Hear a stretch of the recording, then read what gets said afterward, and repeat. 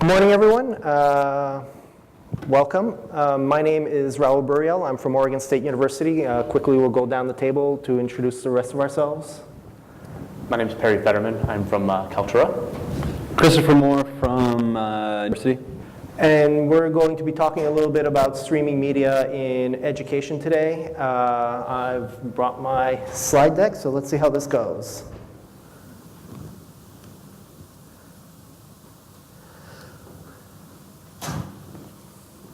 So first, I'm going to give you a little bit of background about why we're here, why Oregon State University is doing this presentation, and we're going to talk a little bit about media delivery at Oregon State and what platforms we're using. Now this is a quote from, actually, from my director.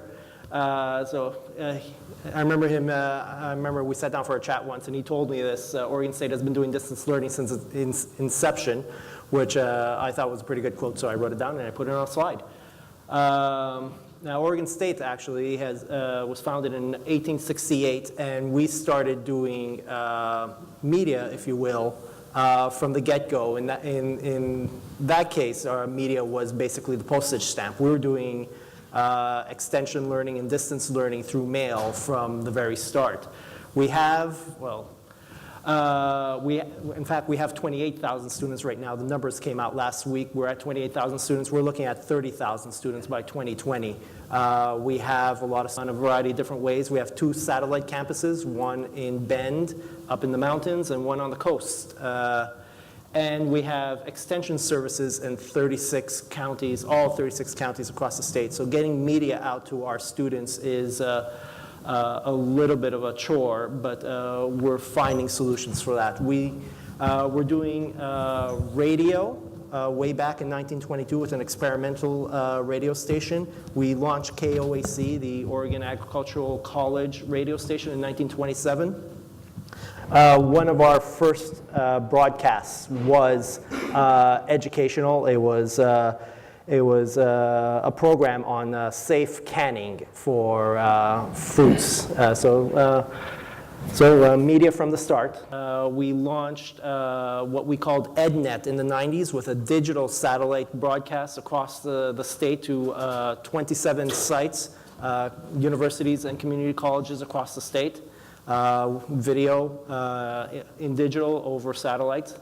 And now we're doing, of course, internet broadcasts and transmissions. The Oregon State eCampus, our distance learning, is one of the top-ranked online universities in the country. We have 16 undergraduate degrees, 18 minors, and we have graduate programs as well, all available through distance learning over the internet. The issue, again, a quote from my director, is platforms have changed, the mission hasn't. Our mission is to provide platforms for the creation and delivery of media-rich education, and our goal is to make those platforms integral, transparent, and effortless. If it's a chore for the instructor to use your systems, then they're not going to use your systems.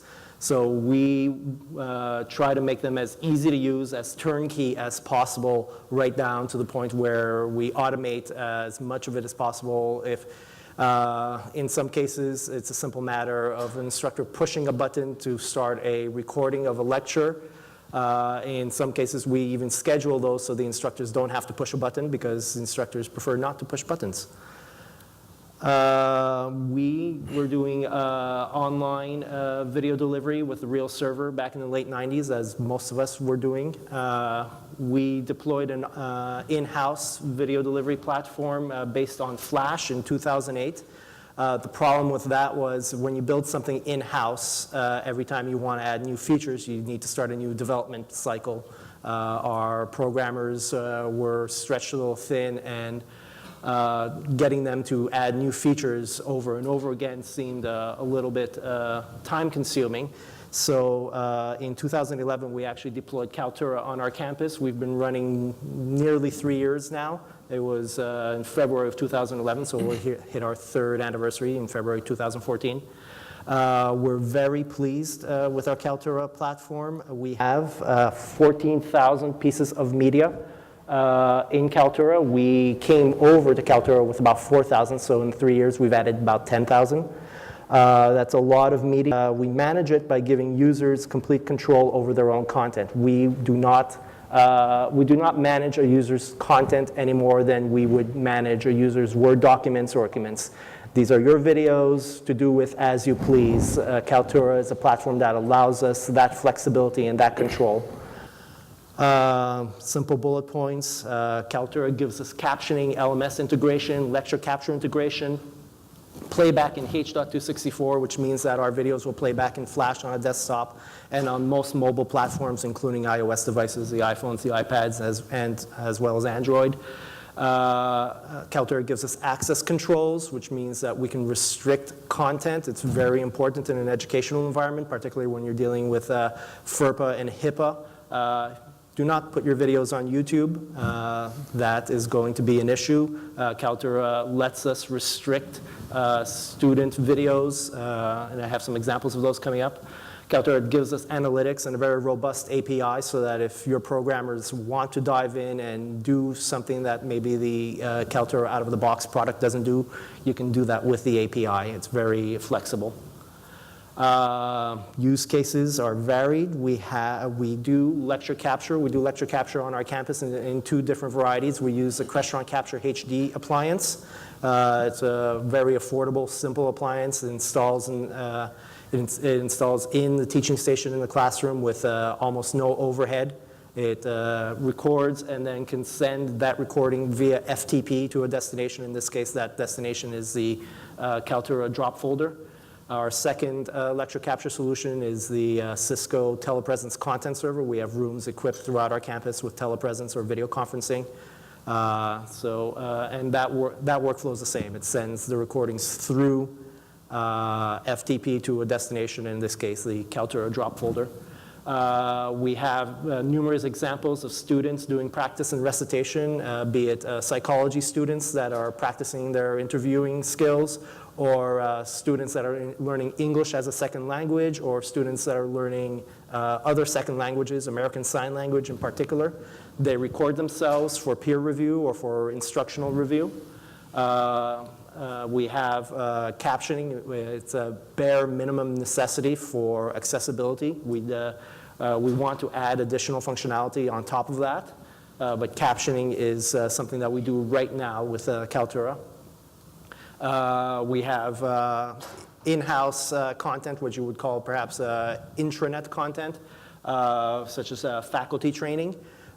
Instructors use our media platforms, our lecture capture systems, and the Kaltura delivery system for flipped classrooms. I started seeing these recordings, in fact, showing up into our Kaltura system without any knowledge. We opened the system up to all persons on our campus, students, faculty, and staff. And one day I started seeing a series of recordings about 2 or 3 minutes long, 10 videos at a time. And it didn't take me long to realize that, in fact, the instructor had opted to flip his own classroom. What he was doing was he was recording himself 2 minutes at a time, doing these little instructional videos so that his students could then review them himself. This is not something that I had encouraged. It was simply something that I saw happen.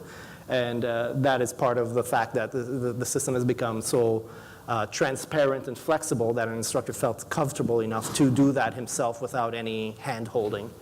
We record conferences and seminars on our campus, and we have professional productions. We create content. We have a media services department on our campus, and we will create productions of a variety of degrees. You can see this is one of our classroom studios with the instructor. We have, here's a screen capture from a lecture capture presentation. That's a PowerPoint slide, a rather ugly one. But it's done through the Crestron capture, and it's a very high resolution. I have other videos I can show you afterwards, such as brain dissections, that are incredibly high resolution. I won't subject everyone to that. Here's a capture done through Cisco TCS. It's a picture-beside-picture layout, so you can see the professor's presentation, and you can see she's using a smartboard. And you can see the professor. A variety of professors prefer to have what we call the vanity cam, or the reassurance camera, so they can see themselves doing the presentation. This is a different example of that. In this case, this is a faculty training done on our campus. We have videos with captioning. We have an in-house captioning department that handles any requests reactively, not proactively. So whenever someone does require captions, we do provide that service, and it is free of charge. But we do not go out and actively caption every video we have. Here's a student practicing her sign language. We have a variety of examples like this. These videos are generally restricted to only the students in the class, or even only the instructor and not their peers. We don't want to see videos like these showing up on YouTube. Here's an instructor doing a flipped classroom where he's writing on his little whiteboard pad. This was just a 2-minute video, and he had a series of these. Again, another example of this. In fact, in this scenario, the professor did his own production with his own camera and his own video editing software. So he added his own lower thirds there. And then simply uploaded it to Kaltura for playback for his students, and then makes them available through our learning management system. And here's some professional productions that we've done on campus. One for a fitness class, some interviewing programs that we have. Here's a seminar that we had on campus. We deploy our production teams for this, and a different seminar on campus.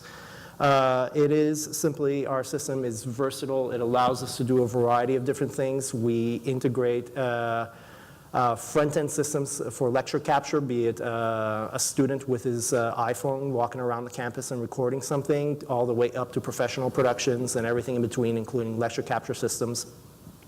And playback is versatile as well. You can make your videos available through a regular web page, a Drupal page, a WordPress page, or you can simply embed it into a learning management system. We use Blackboard.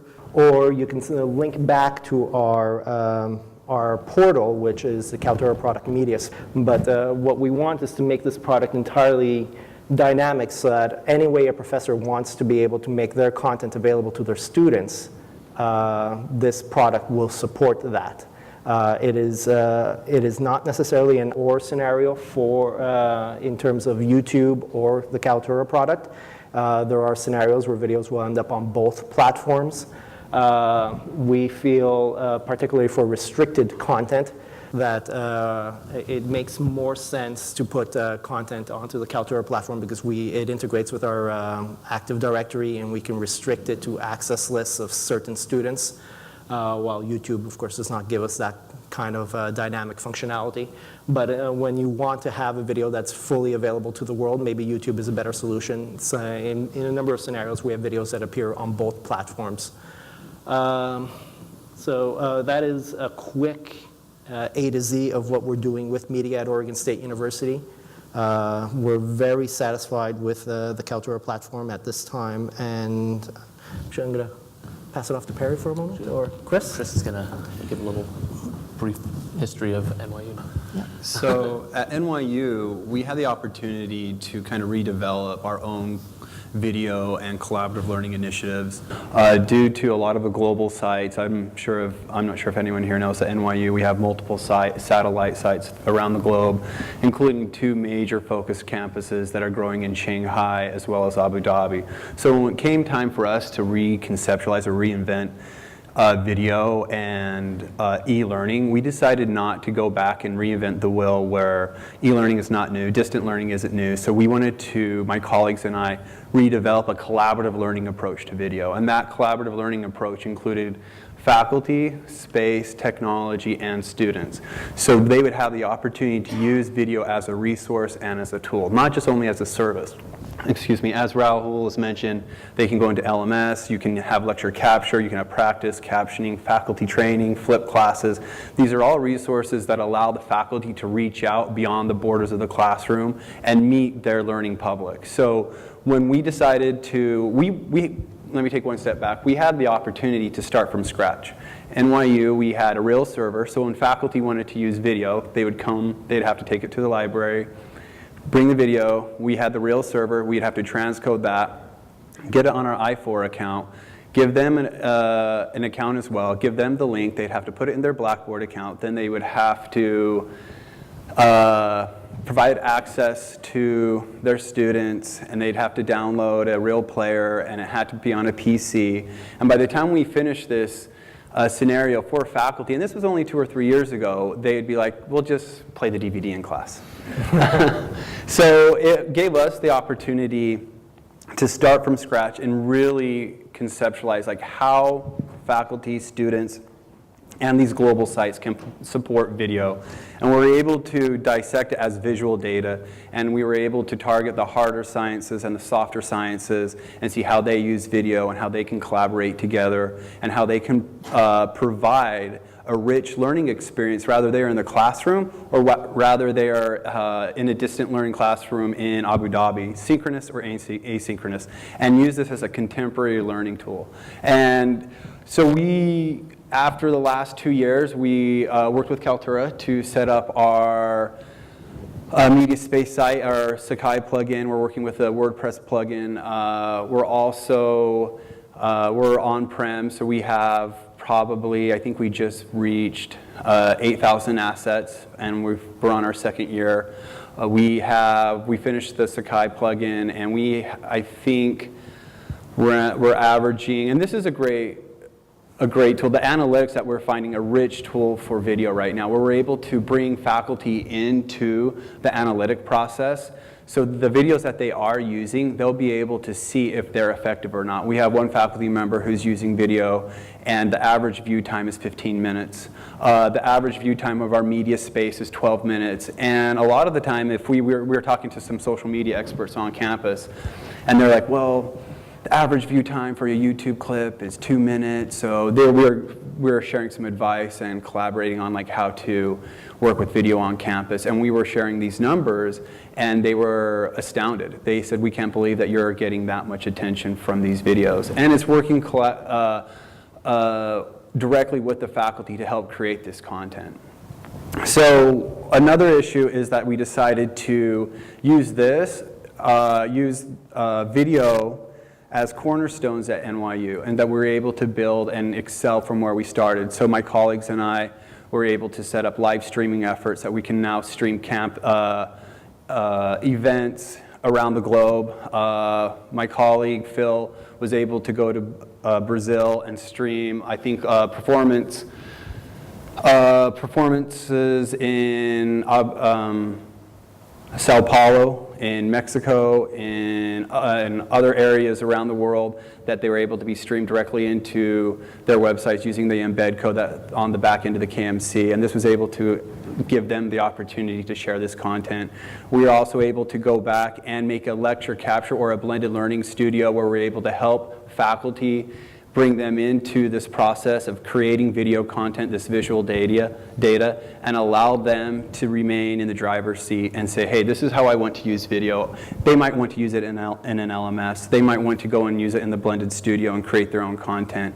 But it's really given us the opportunity to look at video in a whole different perspective and see how we're going to meet the growing demand of how video is being manipulated in higher education. Great. So I'm going to pop up here and put my slide deck together.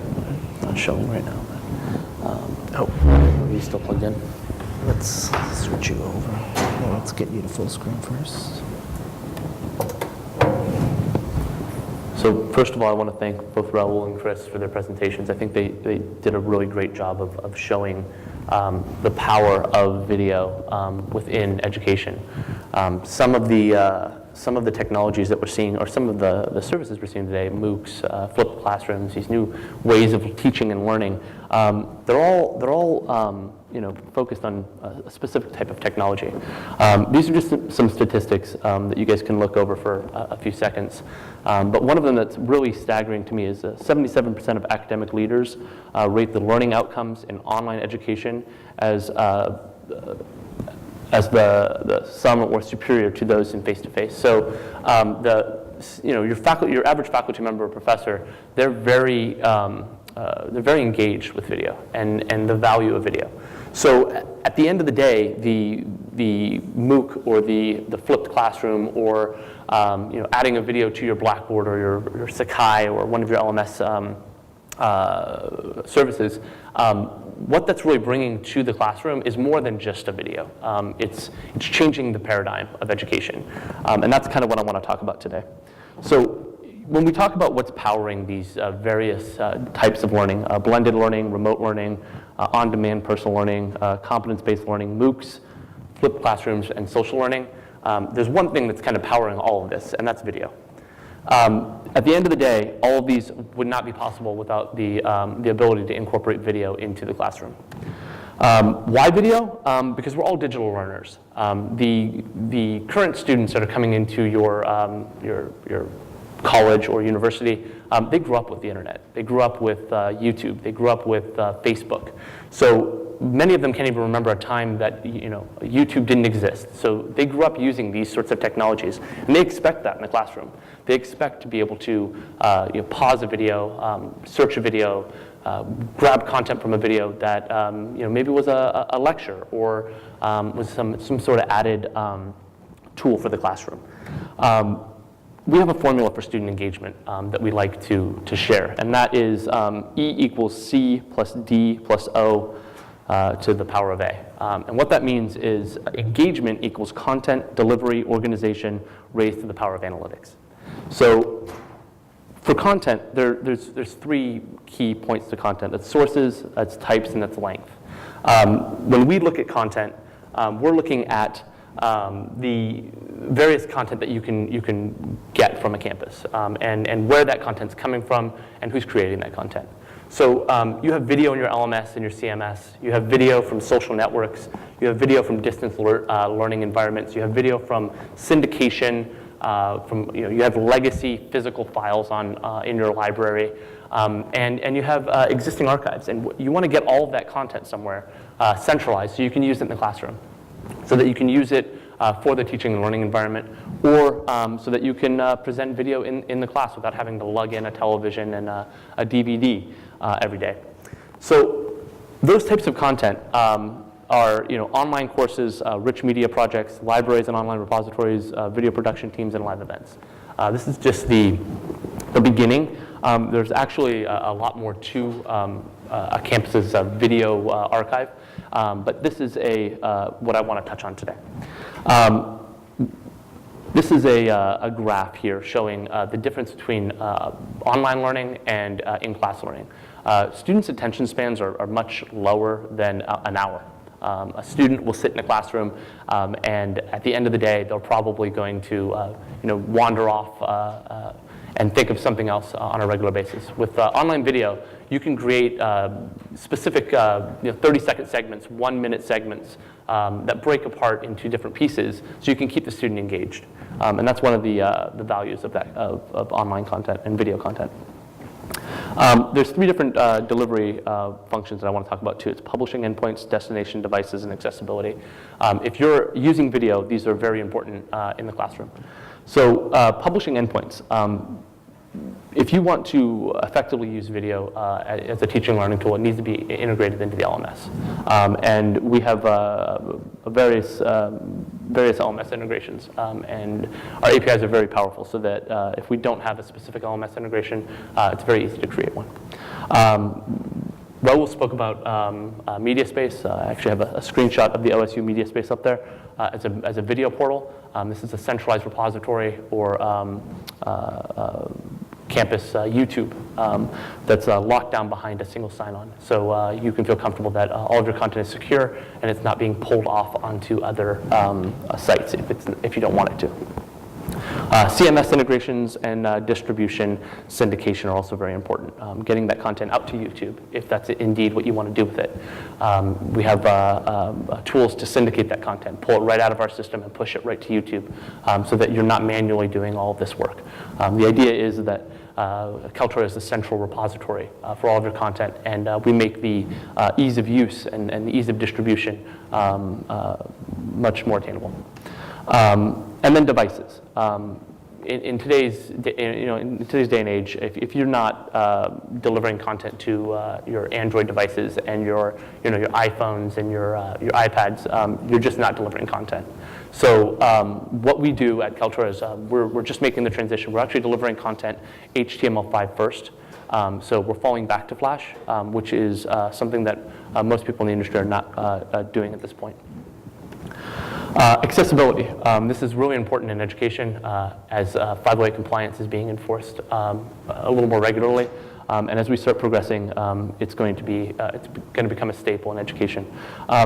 Being able to search content based on captioning, based on transcripts, being able to access content regardless of the device using 508 compliant means is very important. And then organization. So search in video, I spoke about a moment ago. So you can search for a specific word or a specific phrase in a video and jump to that point in the video. Annotations, that sort of thing. Search across the entire video library. So you can actually search for terms based over the entire library of content and pull out specific videos that would relate to those topics. Jumping to relevant sections, as I mentioned before. Speech to text, related videos, they help keep students engaged. So after a video plays, you have the same functionality that you would in YouTube, but instead of pumping up or pulling up files that aren't related to your institution or related to your topic, you actually can control what those related files are and what the next video that would start would be, or what the next series of videos that they can choose from would be. And then custom metadata. That's one of the things that's really important is analytics and metadata. And that's something that we're doing a lot to help track. And with the analytics, there's a number of different metrics, and those are the basic metrics. Did somebody watch the video? User level analytics, did Mary watch the video, or did a specific student in the course watch the video, and for how long? And then usage metrics and third-party integrations. And you can get all of this information as a faculty member right out of the LMS. So you can actually see if one of your students watched a video, if they completed an assignment, and you can grade them on that as they can add annotations to videos and that sort of thing.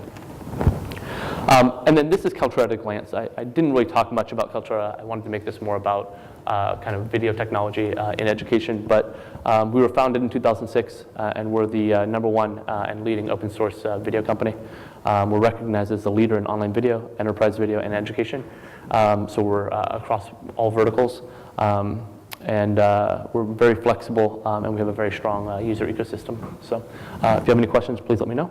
And the final thing is Casey Green. This is an additional resource if you want to take a look at it. Published a great article about educational institutions and the opportunities and challenges of online video strategy. I advise you all to take a peek at it. It's a really great article. Thank you. Thanks.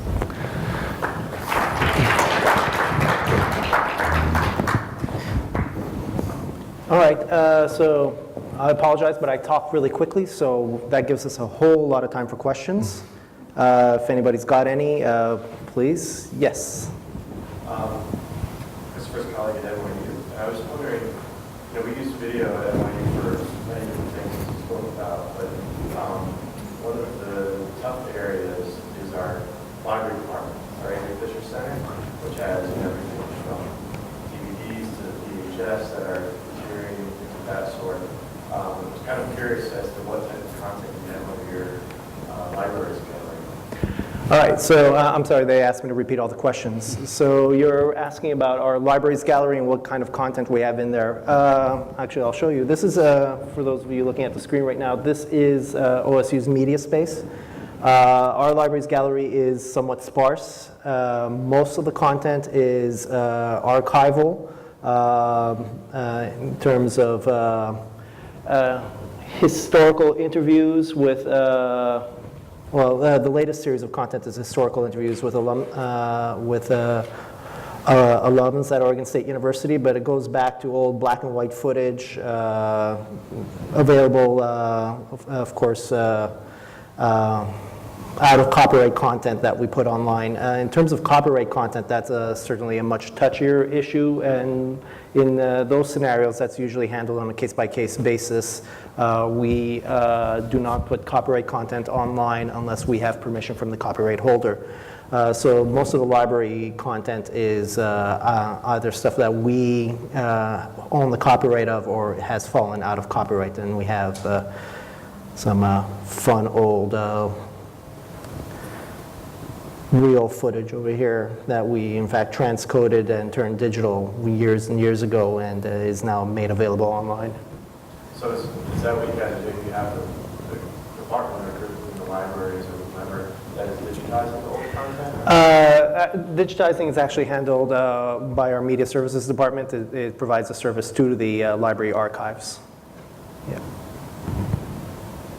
No other questions? Yes. I'm Rich also from NYU. I had a question. You mentioned you're restricting some of your content for students and faculty. Yes. So I was curious how you're doing that. In addition, is there any policing that gets done on the service? For example, if I'm a faculty member and I decide to upload a full-length video of something that was copywritten and shared with my students and kept it in my private collection through the LMS, is there any policing that goes on in that process? So the questions are regarding access restrictions and policing of copyrighted material. In terms of access restrictions, Kaltura does offer us, for instance, the ability to create channels, and we provide that function to all persons on campus. It's a little bit of the Wild West, our channel system. Anyone can create one, and so we have no specific policies on how to name your channel or how to assign permissions to them. For instance, I can, as an authenticated user, see 142 channels. These are channels that people have created at Oregon State University and have made available to all authenticated users. Any channel that we have is only available to authenticated users, not to anonymous users. In addition to these 142 channels, there might be dozens or hundreds of other channels that are restricted to either only one person, the person who created it, or a group of persons, and that group could be 5, 10, or 100 persons. Everyone has this ability, and it's simply based on their user ID in our Active Directory.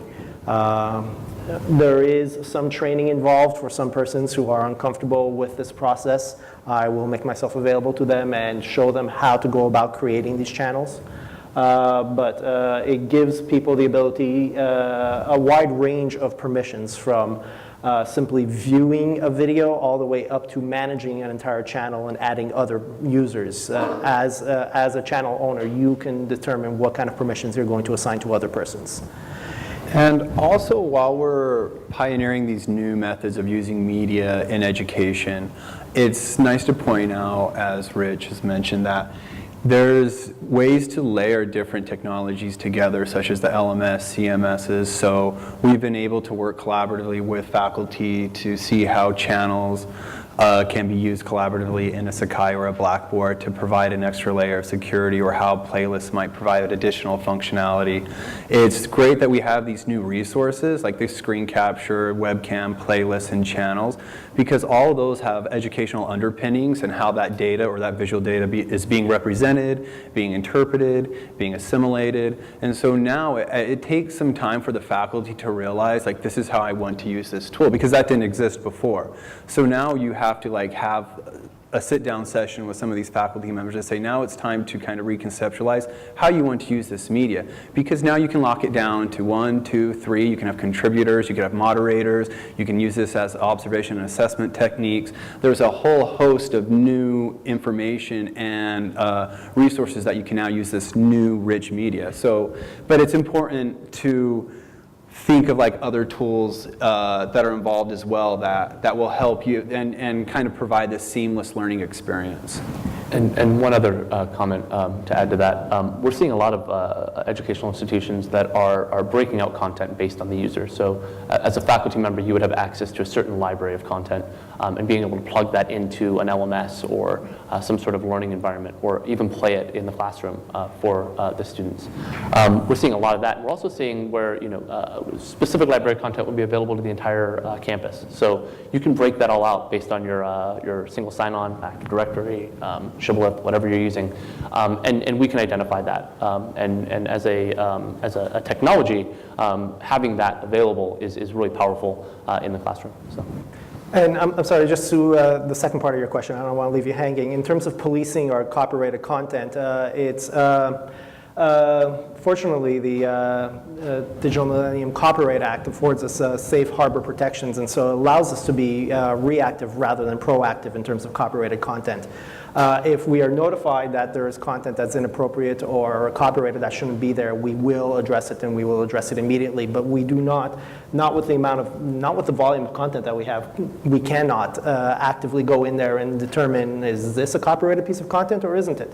So we simply wait for someone to notify us. We do have policies, as every university does, in terms of campus computer usage. They address copyright issues, and everyone should be aware of them. And if they violate them, we address that.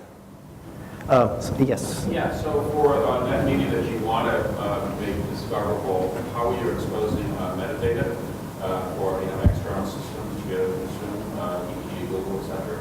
And then related to that is also for that content you want to be available outside of your systems, are you using any of the open licensing platforms, for example, Creative Commons? Okay, so the question is regarding exposing metadata and making your content discoverable, and also regarding copyrights on content and Creative Commons and whether we address that or not. In terms of using metadata and making content discoverable, we learned, as many institutions have learned, that if you start imposing rules on what kind of metadata you have to use for a piece of content, people do not use your systems. We mandate only one required field for every piece of content that is uploaded, and that is the title. And the title can be the name of the file that you have uploaded. Anything beyond that is entirely up to the user whether or not he wants to put the effort in to make his content discoverable or not. There is a description field. There are meta tags that they can or cannot use if they so choose. The more information you provide, the more likely Google is going to find your content. MediaSpace is itself a walled garden, and I like how Chris described the permissions in terms of layering them. MediaSpace allows you to either make your content unpublished so that no one can see it except for the person who uploaded it, or you can make it so that it's a basic security by obscurity function where no one will discover it unless you have sent out a link to it, or you can make it fully published and accessible to anyone, assuming a search engine finds your meta tags or your titles. Pulling that content out of MediaSpace and embedding it somewhere else, such as your LMS, puts the permissions and the responsibility for those permissions onto your LMS and takes away all restrictions you have put onto that content. So it's all about the dark internet and whether search engines are going to find your content. It's a question of how much effort are you going to put into making your content discoverable. Yes, you can use the meta tags, you can use the description, and that will help make your content get out there. But if you don't, then good luck having anyone see, good luck getting any eyeballs on that. As for licensing and Creative Commons, we have no specific policies on that. I don't believe there's any modules for Kaltura right now. I think, I mean, regardless of who you're using, I mean, you could use any kind of licensing model for content or pull content from anywhere on the web. It just all depends on how you want to set that up as an administrator. So, do we? Oh, do they? Oh, yeah. Oregon State University does not. We have explored Creative Commons licensing, but it is basically the choice of the instructor. We, in fact, brought out folks from Creative Commons a year ago and had them give us a really informative talk on Creative Commons, and they encouraged all instructors to use it. But a lot of professors are very protective of their content, and other professors love to have their content out there, and it's a case-by-case basis. And NYU, we have a terms of use that faculty and students all adhere to if they're going to make their content public to the NYU community or abroad with the embed code. We also, about the Creative Commons, we offer that as an option or as a resource that faculty can go. I think we might even have a K-based article where you can create your own Creative Commons license and attach that to the content, either as a metadata field, or you can even add that as a comment as you're going to display that piece of media. But that being said, I believe, again, like some of these terms need to be revisited in the classroom with faculty and students, and let them know, like perhaps the first day of class or in the syllabi, that hey, this is how you create a Creative Commons license for your own content, or this is how content is going to be displayed here. Just because with iPhones and YouTube, or smartphones and YouTube and Twitter and social media, like what is secure and what isn't, what is public and what is not, you know, that's a huge blurred line right there, that nobody knows really how to define that, and nobody really knows how to tackle that if we can just conceptualize or just remember what it was like with Napster and the internet maybe 10, 12 years ago. I think that is being revisited again with a lot of these new methods of how data, or this visual data, is being displayed and pushed out in Vimeo, YouTube, Twitter and whatnot, and how you can control that and who gets credit and who doesn't. I think I read an article maybe a couple months ago about I think 80% of students at MIT thought that they didn't have to cite content if it came from Twitter or Facebook, or they didn't have to cite it. I think and then 35% didn't think they had to cite something if it came from a reputable journal, even the New York Times. So even the concept that students are going through now, they don't know if they should even give credit to the original content creator to begin with. So it's a good question, but so we offer it as a case-by-case basis. If you want to do that Creative Commons license, here's the website. You know, you can create it your own. You can add all the specificalities you'd like and go from there. Yes. Could you allow to post to your top-level galleries when you're not authenticated? Or, you know what I mean? Whatever you see when you're not authenticated, you can post to that. Right. So the question is regarding our top-level galleries and who has access to post to them. They are fully accessible to all contributors. This is a case where we do police the content, particularly the main top-level gallery, which we called featured. People do randomly post content to that gallery without any kind of authorization, although we don't have a specific workflow for that, so people don't necessarily know how to go about requesting that their content be added to this channel. So people might believe, oh, this is good, so I'm going to put it here, and we will proactively investigate and remove content that we feel does not belong in these channels. The cases are few and far between. Most people would rather not use the galleries whatsoever. If you think of a YouTube paradigm, people try not to categorize their content. They simply want to upload their video and then link to it off another web page or send out a link through Facebook or Twitter. So the galleries really are not that relevant to most our contributors. We have a few course-based galleries, and those we try to keep restricted to only materials related to those courses, and when inappropriate material ends up in those galleries, we do remove it. I could agree with Phil about the galleries. We use them in a little bit different way. We have galleries with departments and our support channel, and departments are starting to use those as creative outlets to advertise about programs or advertise about film festivals and et cetera, et cetera. We would like to see those locked down, because sometimes we'll have to pull a video out of the support channel, you know, because someone would have posted in that gallery. And so for us, and maybe this was the same topic Phil was going at, it's like we would like to see like some type of administration control over galleries. So we can rest assured that, hey, Tish has this gallery. We can go meet with those admins and say, this is kind of your gallery to own. Work within that department administration to see what content goes there. Sign an SLA. This is what you're responsible for, and be done with it. Because right now, sometimes we have to do a little policing and we have to move things around because we have dedicated galleries for specific reasons. And Kaltura does afford us the functionality to restrict access to galleries if we so choose. Yes? I have a question for each of you. So, you talk about locking down content in the system, and MediaSpace is great for the permissions. What do you do for plugins for WordPress or other plugins that search the entire Kaltura library as far as locking those down? And then the question for NYU is, you talk about analytics, being a valuable tool for production and so forth. How do you get those analytics out of the KMC and into their hands? Because the MediaSpace analytics aren't the same as what you see. In terms of locking down, okay, so the questions are related to how do you lock down media once it goes out into the wild, say onto a WordPress page? Well, the other plugins that search your Kaltura media library to expose content for plugins like that. Well, Kaltura does afford us the ability to embed videos off-site, the same way YouTube would. There's two ways of setting up your embed codes. One would be with absolutely no permissions whatsoever, and the other one is if you embed a video off-site, it does not load whatsoever. So you can either lock it down entirely or make it fully public. I think what he's talking about, though, is more about the repository, correct?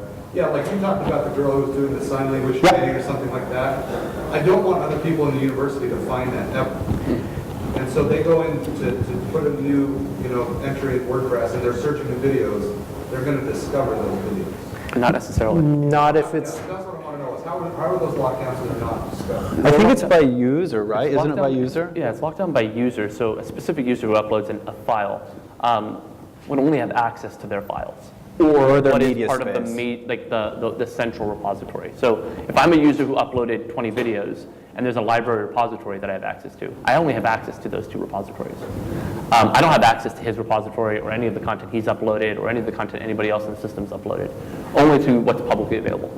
Under, I think it's My Media. So That's right. I believe, I'm not sure if the landing page for Oregon State is the same as ours, but you have like a public-facing YouTube-ish type fill, and then you have a tab that says My Media, and you go into the My Media tab to manipulate and give ownership to the media, or to your own media, and see if you want to publish that to a gallery. Do you want to grab the embed code and put it elsewhere? And as soon as but even if I was to take an asset and make it public to the media, to the outside media space, or the landing page, or even in a WordPress gallery, I would still maintain ownership over that, and other users wouldn't be able to search that. Like I'm not sure with the WordPress. We're working on the WordPress plugin right now, but with Sakai, we can make site collections. I can only search My Media. I can't even search the main repository on the NYU stream landing page. So if I had something on the outside gallery under Steinhardt, the School of Education, I wouldn't be able to get that from the landing page. I'd have to either have shared ownership, or I'd have to be the owner of that under My Media. We're over time. Yeah. But we'll be here and we'll answer more questions. But the analytics is a great question. You guys can talk as I leave as I talk. But we're finding that analytics are very valuable right now with faculty because we're asking them to creatively build this content. We have a blended learning studio that we ask them to create 7-minute blended learning modules, and we offer metrics as an SLA to see plays, playthroughs, user content, time viewed. They're able to get this valuable data to see, hey, was this worth my time? Are students viewing this? How are they viewing it? Is it before crunch time of midterm, or is there one video has lower hits than the other? Am I missing something in the content? And this allows new teaching and learning dialogue in the classroom. So why aren't you getting this concept? The video data right here, this analytics, are showing me that video 2, 3, and 4 are great. But number 1 is grasping, and it has like maybe double the plays. Why are people watching that twice? Why are your students watching that 2 or 3 times over? So analytics is kind of a treasure trove, and then you can't get it in the KMC. We send that out by request, but faculty can contact us and we will send that out to them. Thank you.